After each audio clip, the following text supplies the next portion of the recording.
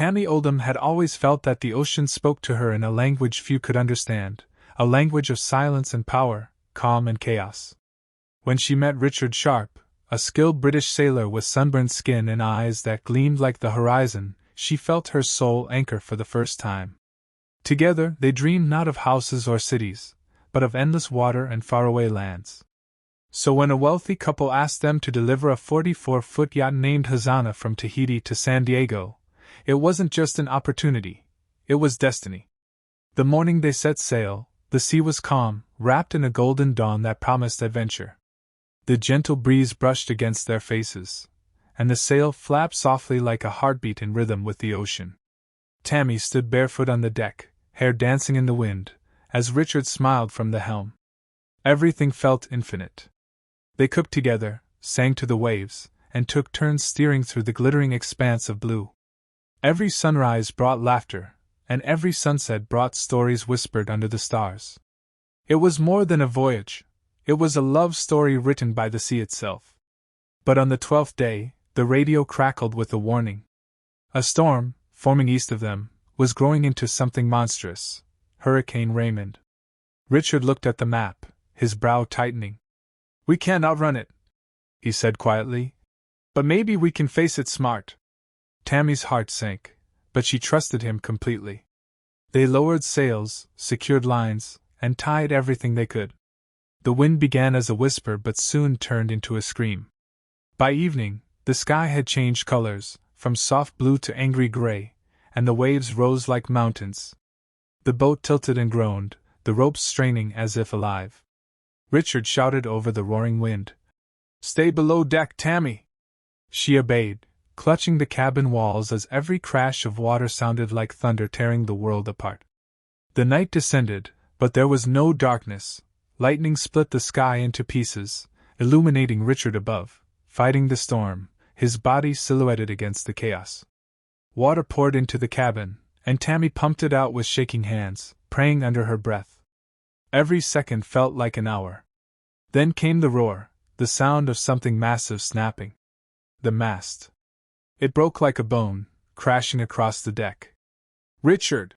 she screamed, but her voice was swallowed by the storm. He looked back once, eyes fierce, then unhooked himself to secure the sail. The next wave came higher than all before it, a wall of water that towered over the yacht. It struck with unimaginable force. The world turned upside down. She felt herself thrown, tumbling through air and salt water, her body spinning until everything went black. When she opened her eyes, she was lying face down in the flooded cabin. Her head throbbed, her ears rang, and the world was eerily silent. The storm had passed. The boat was half sunken, broken but afloat. She pulled herself up, calling Richard's name. "Oh." For 19 long years, the Tunguska forest remained untouched, a forbidden zone whispered about in fear by the Siberian locals.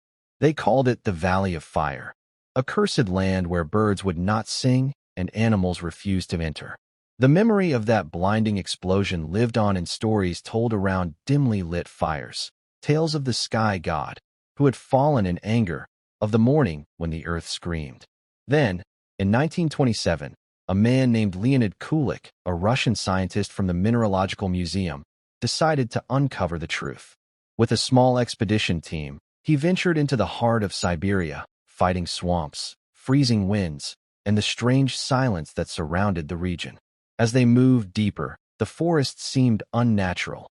Millions of trees lay flattened in perfect radial patterns, all pointing away from a single invisible center. The closer they got, the stranger it became. Dead silence. No animals. No birds.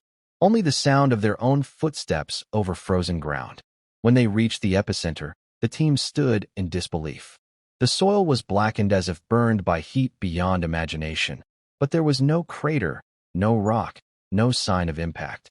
The trees at the exact center stood upright, stripped bare of branches, their trunks charred but unbroken, like silent witnesses of something that came from the sky and vanished in fire. Kulik felt a chill deeper than the cold. He realized whatever had struck Tunguska didn't hit the ground, it exploded above it. Locals from nearby villages came forward with their memories, their faces still haunted. They described a sudden blast of unbearable heat, houses shaking, people thrown from their chairs, livestock bursting into flames, and a column of fire rising high into the air. One old hunter said the light was so bright he could see his bones through his skin. Another swore the heavens had split open. Kulik collected their testimonies, took soil and tree samples, and documented every inch of the land. Yet every answer led to another question. Why was there no debris? Why was the ground undisturbed beneath such devastation? As night fell over the wasteland, Kulik wrote in his journal that the forest felt alive, as though it remembered. On the third day, strange things began happening. Compasses malfunctioned. Metal tools vibrated slightly in their hands.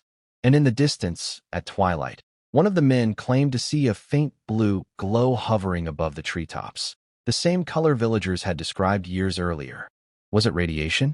Static discharge? Or something else still lingering from that impossible morning? When Kulik's team returned to Moscow, their findings shocked the scientific community. No meteor fragments. No evidence of volcanic activity. No explanation that made sense. Newspapers called it the mystery of the century. Scientists from Europe, America, and Japan debated endlessly. Theories ranged from comets to antimatter to alien technology, but nothing fit perfectly. The Soviet